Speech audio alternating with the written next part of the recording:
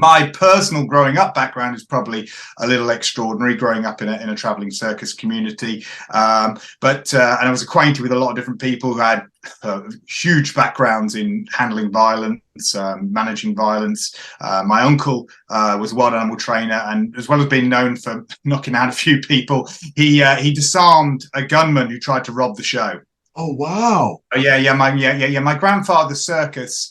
There was in Ireland. They were touring in Ireland actually, but we're a British circus family. But they were touring in Ireland. And, these two robbers turned up and decided to raid it. And one had a sawn-off shotgun, the other had a pistol. Went straight into the wagon. And my grandfather was sat there in his chair as he normally would be. It was the pull-down day. The last day of the show was showing, so that's where the money would all, there'd be the full week's takings would have been there.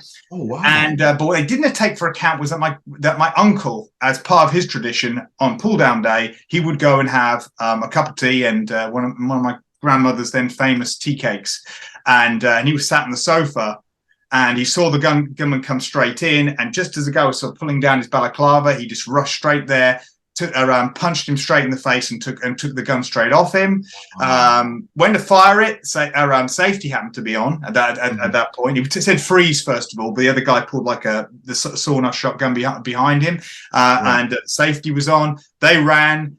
A gunshot did go off as it happened. In fact, my grandmother had to go on her hands and knees and retrieve it for the police back, because you have no idea what it was like. It was in the 80s, but it made headline news. It made headline news in 1984. So my cousin's got a lot of bragging rights over their uncle there.